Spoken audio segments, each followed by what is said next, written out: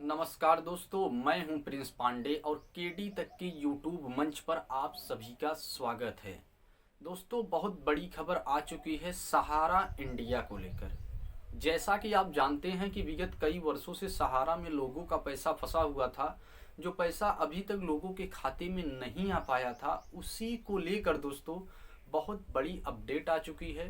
क्या कुछ खबर आया हुआ है सहारा इंडिया के ऑफिस से, जो उन्होंने कहा और उस पर सहारा के एजेंटों ने क्या कहा, वही सब खबर आप लोगों के बीच लेकर आया हूं।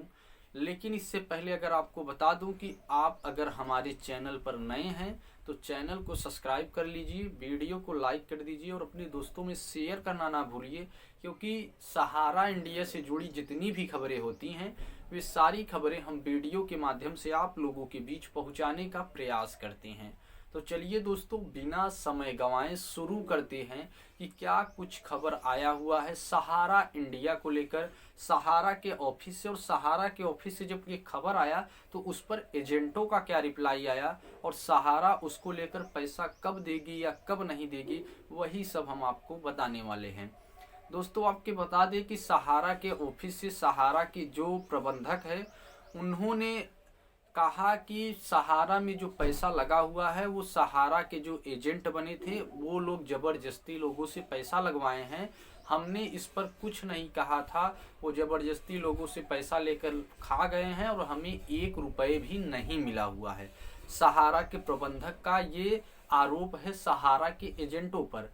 वो बोल रहे हैं कि पैसा सहारा के जितने भी एजेंट हैं वो लेकर खा बैठे हैं, यहाँ कंपनी में 1 रुपए भी नहीं आया हुआ है। इस पर रिप्लाई देते हुए सहारा के एजेंट ने कहा, हम आपको इधर बगल में दिखा दे रहे हैं, उन्होंने कहा कि सहारा के जो प्रबंधक थे वो एक मीटिंग पे बैठक करते थे। बैठक करने के बाद वो निवेशकों से पैसा इन्वेस्ट कराने के लिए सहारा के एजेंटों पर दबाव डालते थे।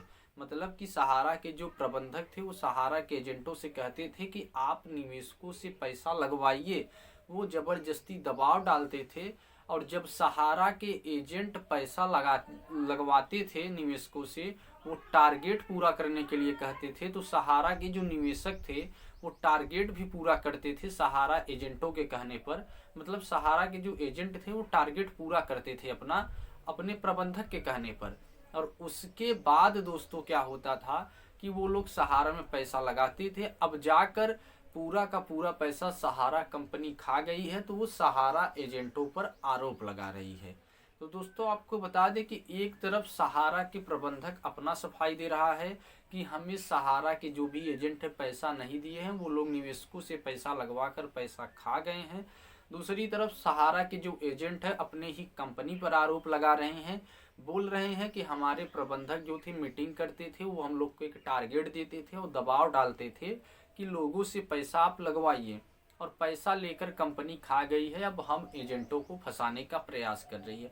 मतलब आपको बता दें कि दोनों लोग एक दूसरे पर आरोप प्रत्यारोप लगा रहे हैं और पैसा देने का नाम नहीं कर रहे हैं।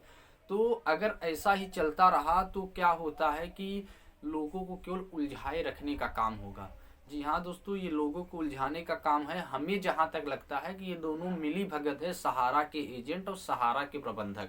सहारा के एजेंट सोच रहे हैं कि इन पर आरोप लगाएं और सहारा के प्रबंधक जो है वो सोच रहे हैं कि एजेंटों पर आरोप लगाएं, और एजेंट सोच रहे हैं कि सहारा के प्रबंधक पर आरोप लगाएं।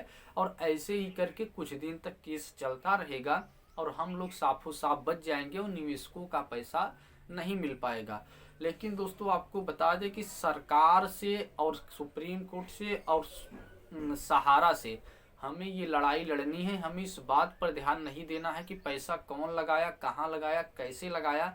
हमें केवल एक ही बात मालूम है कि हमने पैसा सहारा में लगाया और हमें चाहे जैसे सहारा से पैसा चाहिए। अब कंपनी किस पर आरोप लगाएगी, किस पर प्रत्यारोप करेगी, उससे हमें मतलब नहीं है। हमारी केवल एक ही लड़ाई है कि हमारे हक का पैसा हमें मिलना चाहिए। इसके लिए अगर हमें 100 बार सुप्रीम कोर्ट का दरवाजा खटखटाना पड़ेगा तो 100 बार सुप्रीम कोर्ट का दरवाजा खटखटाएंगे। जो भी करना पड़ेगा वो करेंगे, लेकिन ये लड़ाई हम हारने वाले नहीं हैं। क्योंकि पिछले कई सालों से देखा जा रहा है कि जो सहारा कंपनी है, पहले सेबी का विवाद लेकर आई, अब एजेंटों का विवाद लेकर आई, फिर कभी दलील कर रही है सुप्रीम कोर्ट में।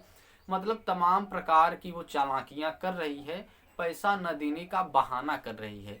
लेकिन इस बहाने को हमें सच्चाई में तब्दील करना है, हमें अपने हक का पैसा लेना है। इसलिए आप सभी लोग एकजुट होकर एक बार फिर सुप्रीम कोर्ट का दरवाजा चलिए खटखटाते हैं और अपने हक की लड़ाई के लिए, अपने पैसों के लिए वहां पर गुहार लगाते हैं। और आशा नहीं बल्कि पूरा विश्वास है कि इस बार हमारी जीत पक्की होगी। तो आप हारिए नहीं, आप निराश नहीं होइए, केवल सहारा के खिलाफ एक लड़ाई लड़िए और ये लड़ाई हमारी अंतिम और जीत की लड़ाई होगी। तो सहारा इंडिया से जुड़ी खबरें पाने के लिए चैनल को सब्सक्राइब कर, वीडियो को लाइक और अपने दोस्तों में शेयर करना ना भूलिए। जय हिंद, जय भारत, सत्यमेव जयते।